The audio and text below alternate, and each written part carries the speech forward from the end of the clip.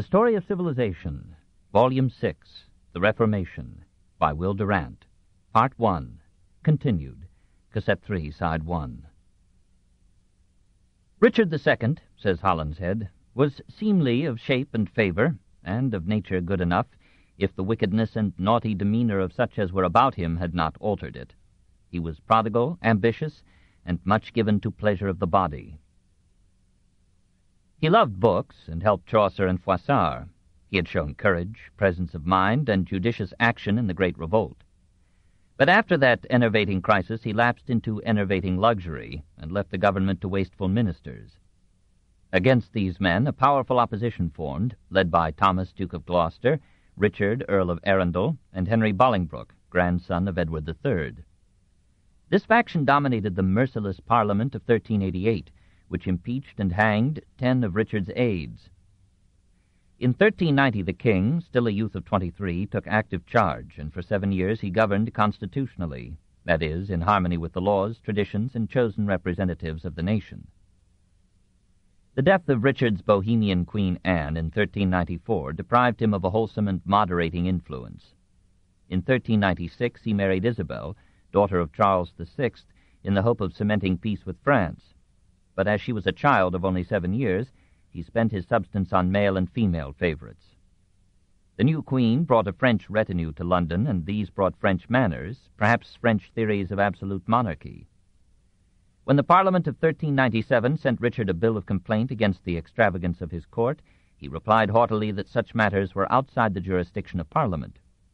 He demanded the name of the member who had proposed the complaint. Parliament, cowed, condemned the proponent to death. Richard pardoned him. Soon thereafter Gloucester and Arundel suddenly left London. Suspecting a plot to depose him, the king ordered their arrest. Arundel was beheaded. Gloucester was smothered to death in 1397. In 1399 John of Gaunt died, leaving a rich estate. Richard, needing funds for an expedition to Ireland, confiscated the duke's property, to the horror of the aristocracy.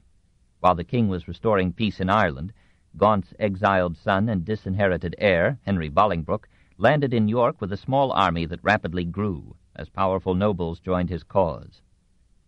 On returning to England, Richard found his reduced forces so outnumbered, friends falling away from him in panic, that he surrendered his person and throne to Bolingbroke, who was crowned as Henry IV in 1399. So ended the Plantagenet dynasty that had begun with Henry II in 1154.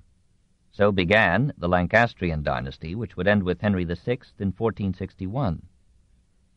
Richard II died in prison at Pomfret in 1400, aged 33, perhaps from the winter rigor of his confinement, possibly slain, as Holinshead and Shakespeare thought, by servants of the new king. Chapter 3. France besieged, 1300 to 1461. 1. The French scene.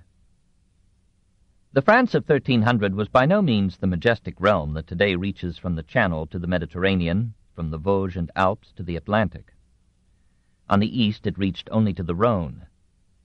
In the southwest, a large area, Guienne and Gascony, had been added to the English crown by the marriage of Henry II to Eleanor of Aquitaine in 1152. In the north, England had taken the county of Ponthieu with Abbeville. And though the English kings held these lands as fiefs of the French monarchs, they maintained over them an effectual sovereignty. Provence, the Dauphiné, and Franche-Comté, or Free County, belonged to the Holy Roman Empire, whose heads were usually Germans. The French kings ruled indirectly through their close kin, the princely appanages of Valois, Anjou, Bourbon, and Angoulême. They ruled directly as royal domains Normandy, Picardy, Champagne, Poitou, Auvergne, most of Languedoc, and the Ile-de-France, the island of north-central France centering about Paris. Artois, Blois, Nevers, Limoges, Armagnac, and Valentinois were governed by feudal lords who alternately lip-served and fought the kings of France. Brittany, Burgundy, and Flanders were French fiefs, but they were, as Shakespeare called them, almost kingly dukedoms, behaving as virtually independent states. France was not yet France. The most vital and volatile of the French fiefs at the opening of the 14th century was the county of Flanders. In all Europe, north of the Alps, only Flanders rivaled Italy in economic development. Its boundaries fluctuated confusingly in time and space. Let us denote it as the region enclosing Bruges, Ghent, Ypres, and Courtrai. East of the Scheldt lay the Duchy of Brabant, then including Antwerp, Mechlin, or Malines, Brussels, Tournai, and Louvain. To the south of Flanders lay the independent bishoprics of Liège and Cambrai, and the county of Hainaut around Valenciennes. Used loosely, Flanders included Brabant, Liège, Cambrai, and Hainaut. On the north were 7 little principalities roughly composing the Holland of today. These Dutch regions would not reach their flowering till the 17th century, when their empire would stretch, so to speak, from Rembrandt to Batavia. But already in 1300, Flanders and Brabant throbbed with industry, commerce, and class war. A canal 12 miles long joined Bruges to the North Sea. 100 vessels sailed it every day, bringing merchandise from 100 ports in 3 continents. Aeneas Sylvius ranked Bruges among the 3 most beautiful cities in the world. The goldsmiths of Bruges made up an entire division of the town's militia. The weavers of Ghent provided 27 regiments of its armed forces, which totaled 189,000 men. The medieval guild organization, which had dowered the craftsman with the dignity of freedom and the pride of skill, was now giving way, in the textile and metal industries of Flanders and Brabant, to a capitalist system in which an employer supplied capital, materials, and machinery to shop workers paid by the piece and no longer protected by the guild. Admission to a guild became ever costlier. Thousands of workers became journeymen, day laborers, who went from town to town, from shop to shop, getting only temporary employment, with wages that forced them to live in slums and left them little property beyond the clothes they wore. Communistic ideas appeared among prolétaires and peasants.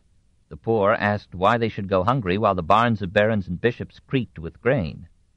And all men who did not work with their hands were denounced as parasites.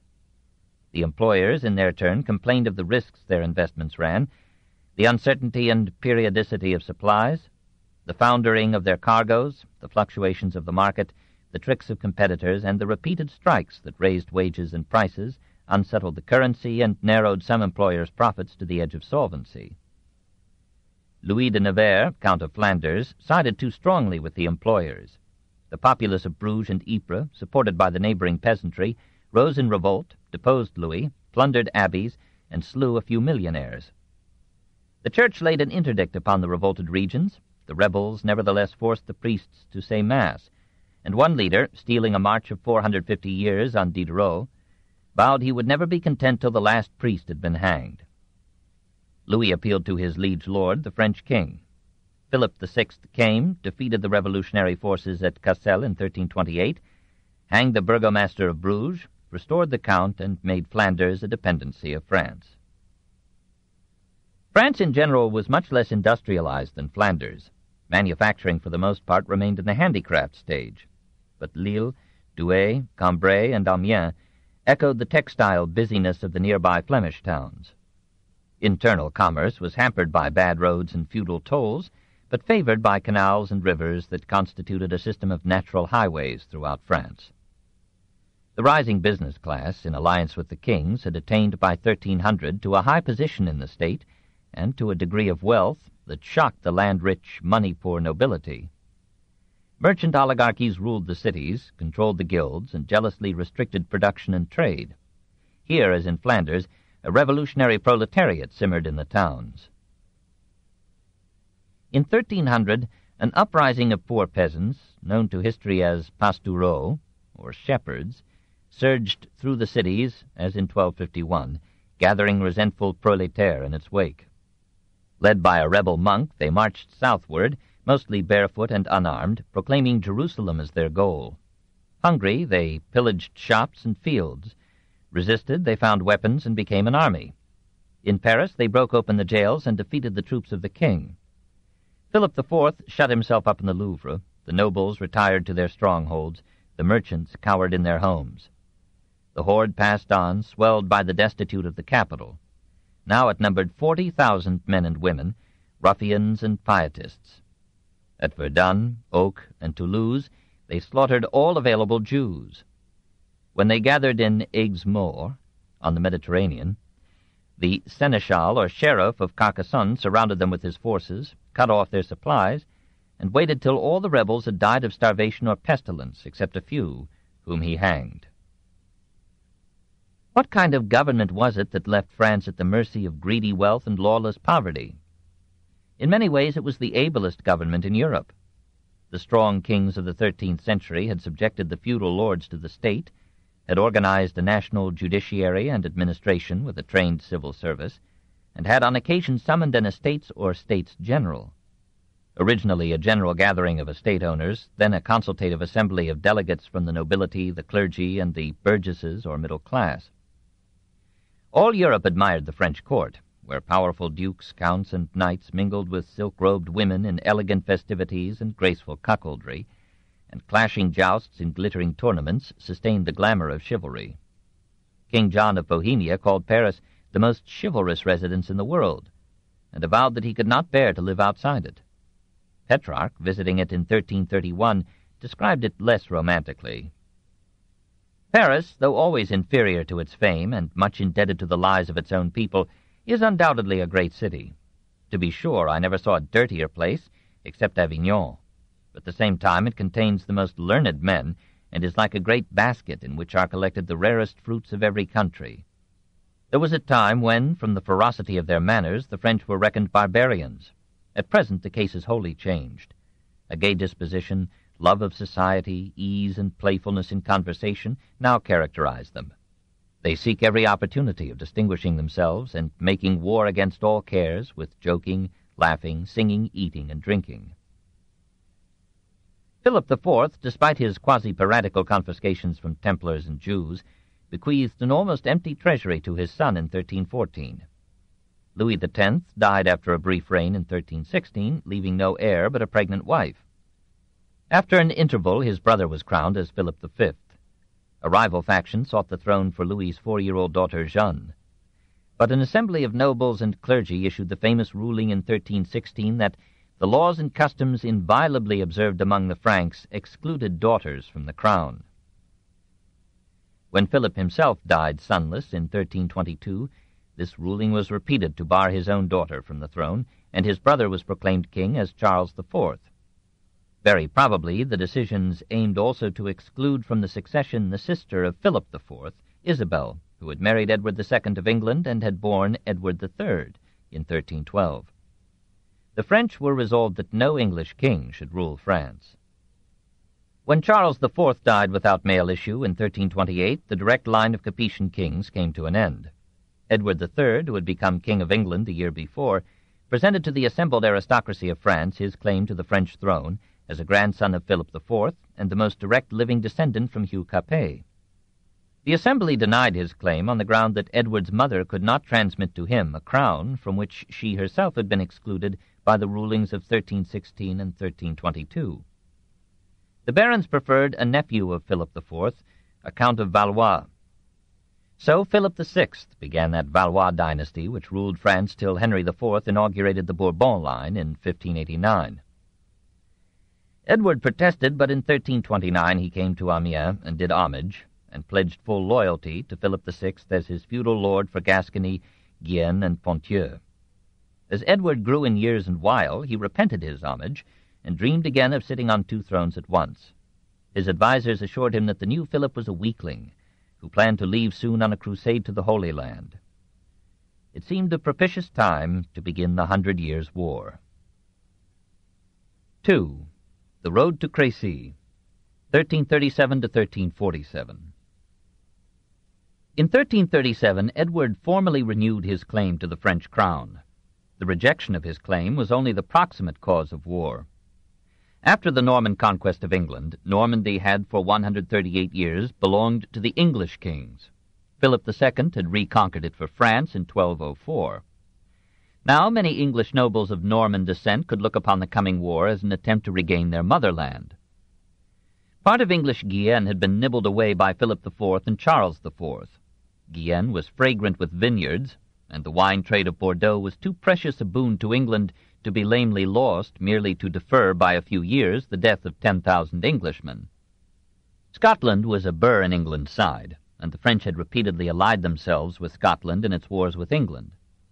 The North Sea was full of fish. The English navy claimed sovereignty in those waters, in the Channel, in the Bay of Biscay, and it captured French ships that flouted this first proclamation of English rule over the waves. Flanders was a vital outlet for British wool. English nobles, whose sheep grew the wool, English merchants who exported it, disliked the dependence of their prime market on the goodwill of the King of France. In 1336, the Count of Flanders ordered all Britons there to be jailed. Apparently, Philip VI had recommended this as a precaution against English plots. Edward III retaliated by ordering the arrest of all Flemings in England and forbidding the export of wool to Flanders. Within a week, the Flemish looms stopped for lack of material. Workers darkened the streets crying for employment. At Ghent, artisans and manufacturers united in renouncing allegiance to the Count. They chose an alleged brewer, Jacob van Artevelde, as governor of the city, and approved his policy of seeking the friendship and wool of England, this in 1337. Edward lifted the embargo. The Count fled to Paris. All Flanders accepted Artevelde's dictatorship and agreed to join England in war on France. On November 1st, 1337, Edward III, following the custom of chivalry, sent to Philip VI the formal declaration that after 3 days England would begin hostilities. The first major encounter of the 100 Years' War was a naval engagement off the Flemish coast at Sluis in 1340, where the English navy destroyed 142 of the 172 vessels in the French fleet. Later in that year, Joan of Valois, sister of Philip and mother-in-law of Edward, left her convent at Fontenelle and induced the French king to commission her as an emissary of peace. Proceeding through many perils to the camp of the English leaders, she won their consent to a conference, and her heroic mediation persuaded the kings to a 9-month truce. By the efforts of Pope Clement VI, peace was maintained till 1346. During this lucid interval, class war seized the stage. The well-organized weavers of Ghent were the aristocracy of labor in the lowlands. They denounced Artevelde as a cruel tyrant, an embezzler of public funds, a tool of England and the bourgeoisie. Artevelde had proposed that Flanders should accept the Prince of Wales as its ruler, and Edward III came to Sluis to confirm the arrangement. When Artevelde returned from Sluis to Ghent, his house was surrounded by an angry crowd. He pleaded for his life as a true Flemish patriot, but he was dragged into the street and hacked to death in 1345. The weavers established a proletarian dictatorship in Ghent and sent agents through Flanders to urge the workers to revolt. But the Ghent fullers fell out with the weavers were deposed, and many of them were massacred. The people tired of their new government, and Louis de Mal, now Count of Flanders, brought all its cities under his rule. The truce having expired, Edward III invaded and devastated Normandy. On August 26, 1346, the English and French armies met at Crécy and prepared for a decisive battle. Leaders and men on both sides heard Mass, ate the body and drank the blood of Jesus Christ, and asked his aid in dispatching one another. Then they fought with courage and ferocity, giving no quarter. Edward, the Black Prince, earned on that day the praise of his victorious father. Philip VI himself stood his ground till only 6 of his soldiers were left on the field. 30,000 men, in Froissart's loose estimate, died in that one engagement. Feudalism almost died there too. The mounted chivalry of France, charging gallantly with short lances, stopped helpless before a wall of long English pikes pointed at their horses' breasts, while English bowmen on the wings scattered death among the chevaliers. The long heyday of cavalry, which had dawned at Adrianople 968 years before, here began to fade. Infantry came to the fore, and the military supremacy of the aristocracy declined. Artillery was used at Crécy on a small scale, but the difficulties of moving and reloading it made it more troublesome than effective, so that Villani limited its usefulness to its noise. From Crécy, Edward led his army to the siege of Calais, and there employed cannon against the walls, this in 1347. The town held out for a year. Then, starving, it accepted Edward's condition that the survivors might leave in peace if 6 principal citizens would come to him with ropes around their necks and the keys of the city in their hands. 6 so volunteered, and when they stood before the king, he ordered them beheaded. The Queen of England knelt before him and begged for their lives. He yielded to her, and she had the men escorted to their homes in safety.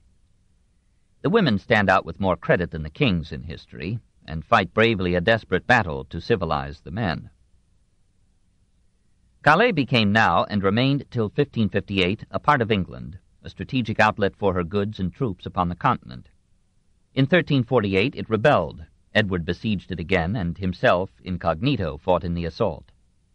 A French knight, Eustace de Ribeaumont, twice struck Edward down, but was overpowered and made prisoner. When the city had been retaken, Edward entertained his noble captives at dinner. English lords and the Prince of Wales waited on them, and Edward said to Ribeaumont, "Sir Eustace, you are the most valiant knight in Christendom that I ever saw attack an enemy. I adjudge to you the prize of valor above all the knights of my court." Removing from his head a rich chaplet that he wore, the English king placed it upon the head of the French chevalier, saying, "Sir Eustace, I present you with this chaplet, and beg of you to wear it this year for love of me. I know that you are lively and amorous, and love the company of ladies and damsels. Therefore say, wherever you go, that I gave it to you. I also give you your liberty, free of ransom, and you may go whither you will." Here and there, amid greed and slaughter, chivalry survived, and the legends of Arthur came close to living history in the pages of Froissart. 3. Black Death and Other, 1348 to 1349. The Great Plague fell impartially upon an England prosperous with French spoils, and a France desolate in defeat. Pestilence was a normal incident in medieval history. It harried Europe during 32 years of the 14th century, 41 years of the 15th, 30 years of the 16th. So nature and human ignorance, those resolute Malthusians, cooperated with war and famine to counteract the reproductive ecstasies of mankind. The Black Death was the worst of these visitations, and probably the most terrible physical calamity in historic times. It came to Provence and France from Italy, and perhaps more directly from the Near East through Oriental rats landing at Marseille. In Narbonne, said a dubious tradition, 30,000 persons died of it. In Paris, 50,000. In Europe, 25 million. Perhaps altogether, 1/4 of the population of the civilized world. The medical profession was helpless. It did not know the cause of the disease. Kitazato and Yersin discovered the bacillus of the bubonic plague in 1894, and could only recommend bleedings, purges, cordials, cleanliness of home and person, and fumigation with vapors of vinegar. A few physicians and priests, fearing infection, refused to treat the sick, but the great majority of them faced the ordeal manfully. Thousands of doctors and clergymen gave their lives.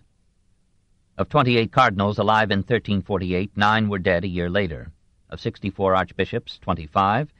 Of 375 bishops, 207. The epidemic had effects in every sphere of life. As the poor died in greater proportion than the rich, a shortage of labor followed. Thousands of acres were left untilled. Millions of herring died a natural death.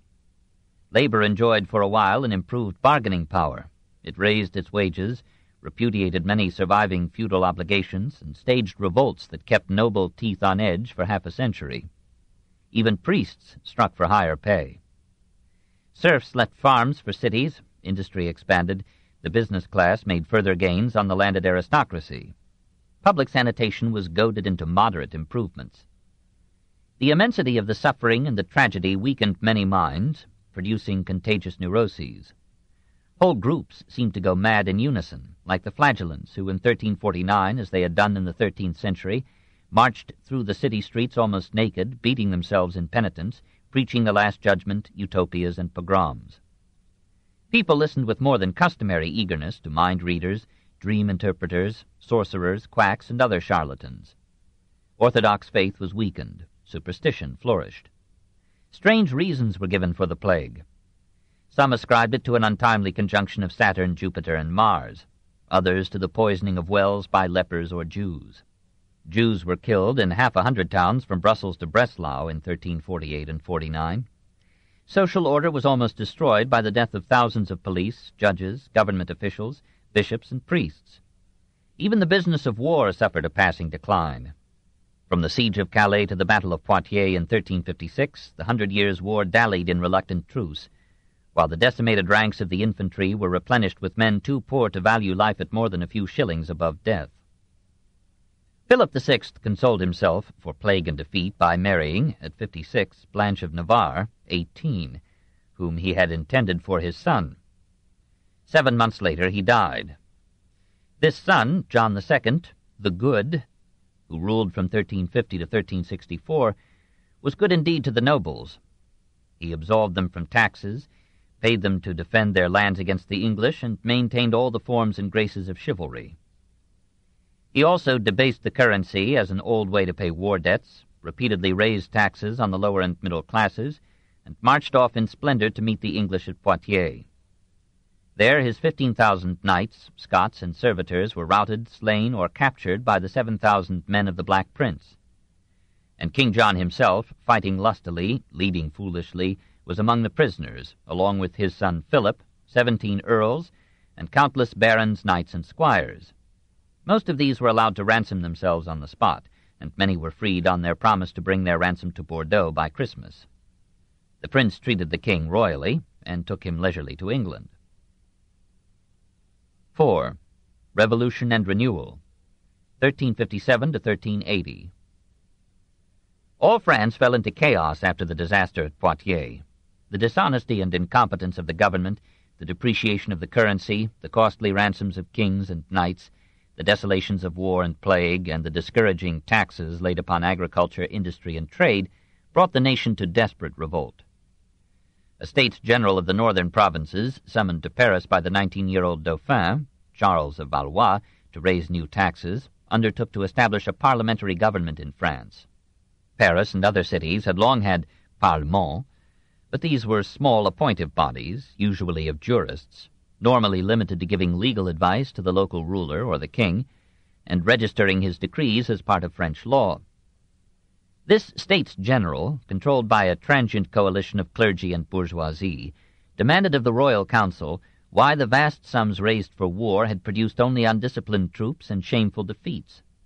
It ordered the arrest of 22 governmental agents and commanded the administrators of the Treasury to return the sums they were accused of embezzling. It imposed restrictions on the royal prerogative.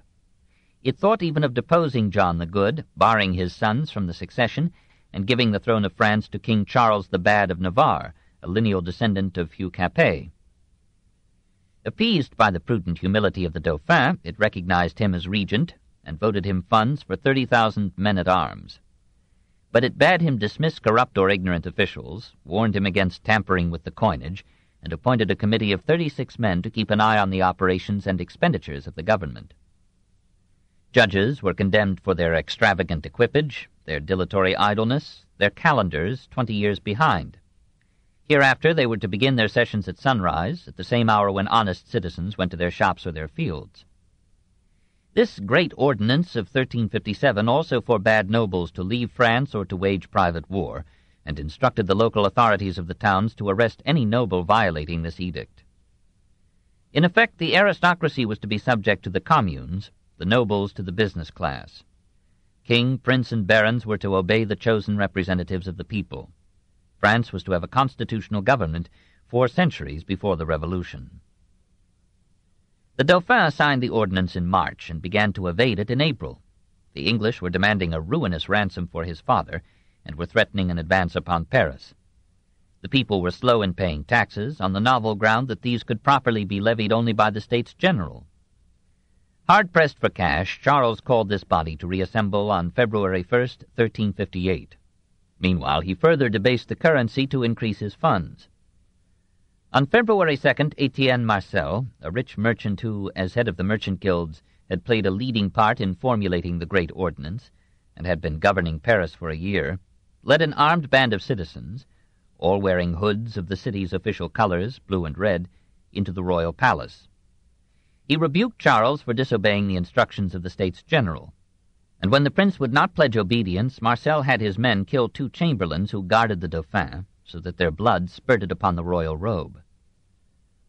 The new States General was horrified by this audacious violence. Nevertheless, it advanced the revolution by decreeing, in May 1358, that thereafter only the States General should enact laws for France, and that in all important matters the king was to act only with the approval of the estates. Many members of the nobility and clergy fled from Paris. Many administrative officials abandoned their posts in fear of their lives. Marcel replaced them with burgesses, and for a time the merchants of Paris attempted to rule France. The Dauphin took refuge with nobles in Picardy, raised an army, and called upon the people of Paris to surrender to him the leaders of the revolt. Marcel organized the capital for defense, ringed it with new walls, and occupied the Louvre, then the seat and symbol of sovereignty. While revolution captured Paris, the peasants of the countryside thought it an opportune time to revenge themselves on their masters. Still mostly serf, taxed to equip their lords, taxed to ransom them, pillaged by soldiers and brigands, tortured to disclose their laborious savings, decimated by plague and starved by war, they rose in uncalculating fury, forced their way into feudal castles, cut all the noble throats their knives could reach, and relieved their hunger and thirst in baronial hoards and cellars. The nobles had traditionally given the typically good-natured peasant the nickname of Jacques Bonhomme, James Goodman. Now thousands of such Jacques, their patience spent, plunged into ferocious Jacquerie, slew their lords, violated the ladies, murdered the heirs, and dressed their own wives in the finery of the dead. Hoping that this rural revolution would divert the Dauphin from attacking Paris, Marcel sent 800 of his men to aid the peasants. So reinforced, they marched upon Meaux. The Duchesses of Orléans and Normandy, and many other women of lofty pedigree, had sought refuge there. Now they saw a mob of serfs and tenants pouring into the town, and gave themselves up as lost in both virtue and life. Then, miraculously, as in some Arthurian romance, a knightly band returning from a crusade galloped into Meaux, fell upon the peasants, killed thousands of them, and flung them by heaps into neighboring streams. The nobles came out of hiding, laid punitive fines upon the villages, and went through the countryside, massacring 20,000 rustics, rebel or innocent. This in June 1358. The forces of the Dauphin approached Paris and cut off its food supply. Despairing of successful resistance by other means, Marcel offered the crown to Charles the Bad and prepared to admit his forces into the city. Rejecting this plan as treason, Marcel's aide and friend, Jean Maillard, made a secret agreement with the Dauphin, and on July 31st, Jean and others slew Marcel with an axe.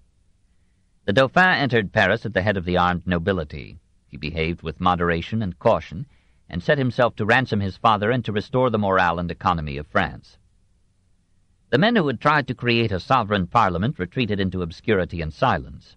The grateful nobles rallied around the throne, and the States General became the obedient instrument of a strengthened monarchy.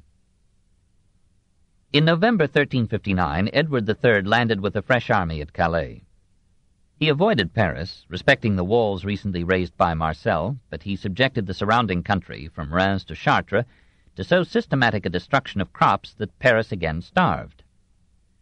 Charles pleaded for peace on abject terms. France would yield Gascony and Guyenne to England, free from all feudal bond to the French king.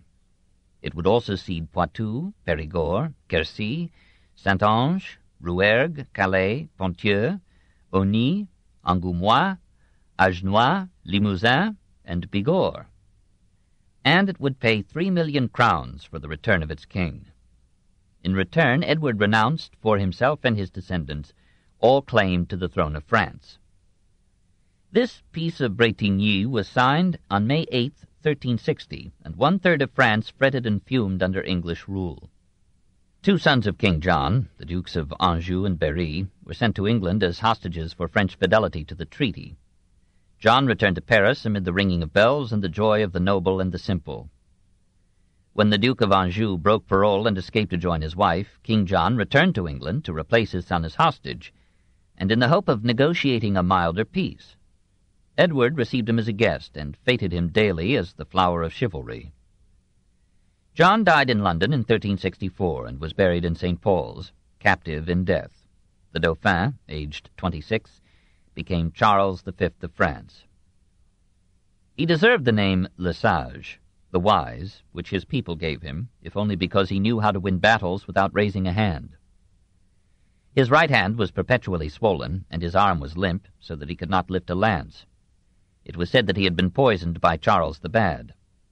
Half forced to a sedentary life, he gathered about him prudent counselors, reorganized every department of the government, reformed the judiciary, rebuilt the army, encouraged industry, stabilized the currency, supported literature and art, and collected in the Louvre the royal library that provided classic texts and translations for the French Renaissance, and formed the nucleus of the Bibliothèque Nationale. He yielded to the nobles in restoring feudal tolls, but he went over their heads to appoint as constable, commander-in-chief of all French armies, a swarthy, flat-nosed, thick-necked, massive-headed Breton, Bertrand du Guesclin. Faith in the superiority of this eagle of Brittany to all English generals shared in determining Charles to undertake the redemption of France from English rule. In 1369 he sent Edward III a formal declaration of war. The Black Prince responded by subduing Limoges and massacring 3,000 men, women, and children. This was his conception of political education. It proved inadequate. Every city in his path fortified, garrisoned, and provisioned itself to successful defense, and the prince was reduced to laying waste the open country, burning the crops, and razing the deserted homes of the peasantry. Du Guesclin refrained from giving battle, but harassed the princely rear, captured foragers, and waited for the English troops to starve. They did, and retreated. Du Guesclin advanced. One by one, the ceded provinces were reclaimed. And after 2 years of remarkable generalship, and the mutual loyalty of commander and king, the English were driven from all of France except Bordeaux, Brest, Cherbourg, and Calais. France for the first time reached to the Pyrenees. Charles and his great constable could die with honors in the same year, 1380, on the crest of victory. 5. The Mad King, 1380 to 1422. The gamble of hereditary monarchy now replaced a competent ruler with a lovable idiot. Charles VI was 12 when his father died. His uncles acted as regents till he was 20, and allowed him to grow up in irresponsible debauchery while half of Europe marched to the brink of revolution.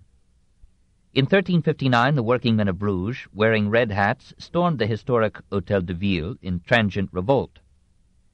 In 1366, the lower classes of Ypres rose in rebellion, preaching a holy war against the rich. In 1378, the Ciompi established in Florence the dictatorship of the proletariat. In 1379, the starving peasants of Languedoc, south-central France, began 6 years of guerrilla warfare against nobles and priests under a leader who gave orders to kill all who have soft hands. Workers revolted in Strasbourg in 1380, in London in 1381, in Cologne in 1396. From 1379 to 1382, a revolutionary government ruled Ghent. In Rouen, a stout draper was crowned king by an uprising of town laborers. And in Paris, the people killed with leaden mallets the tax collectors of the king, this in 1382. Charles VI took the reins of government in 1388, and for 4 years reigned so well that he won the name of bien-aimé, well-beloved. But in 1392 he went insane. He could no longer recognize his wife, and begged the strange woman to cease her importunities. Soon only the humblest servants paid any attention to him. For 5 months he had no change of clothes, and when at last it was decided to bathe him, a dozen men were needed to overcome his reluctance.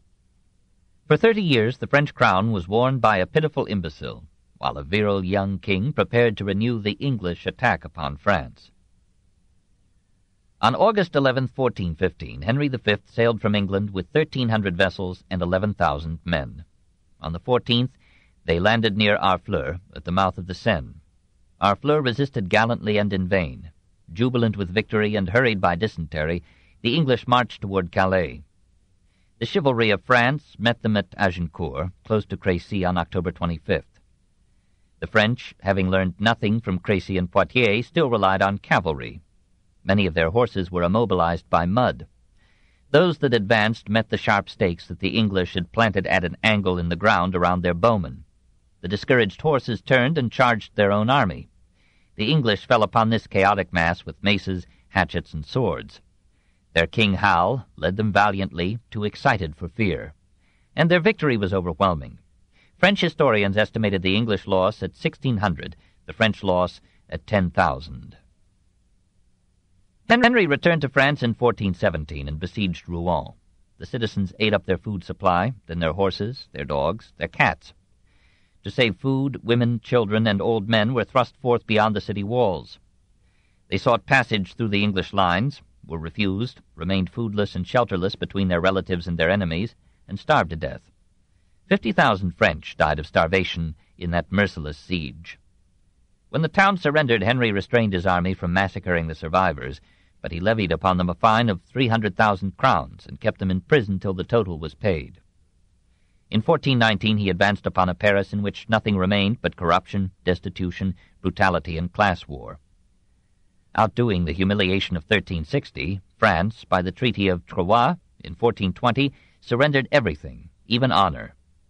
Charles VI gave his daughter Catherine to Henry V in marriage, promised to bequeath to him the French throne, turned over to him the governance of France, and to clear up any ambiguity, disowned the Dauphin as his son.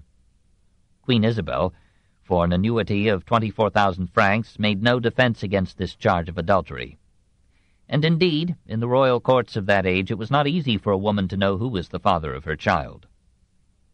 The Dauphin, holding South France, repudiated the treaty and organized his Gascon and Armagnac bands to carry on the war.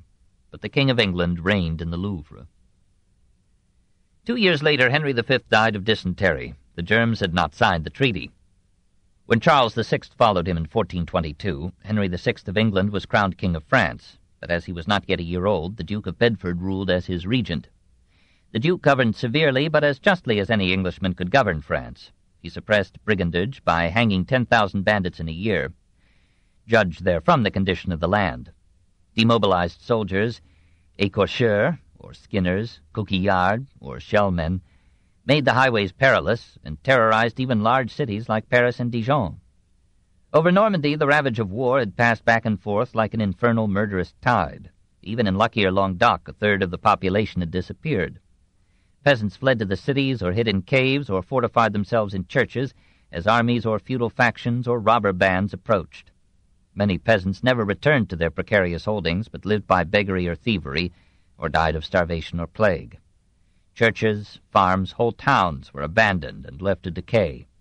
In Paris in 1422 there were 24,000 empty houses, 80,000 beggars, in a population of some 300,000. People ate the flesh and entrails of dogs. The cries of hungry children haunted the streets. 6. Life among the ruins. Morals were such as any country might expect from so long and tragic a disablement of economy and government. This book is continued at this point on the other side of this cassette. Please reverse or turn the cassette over now.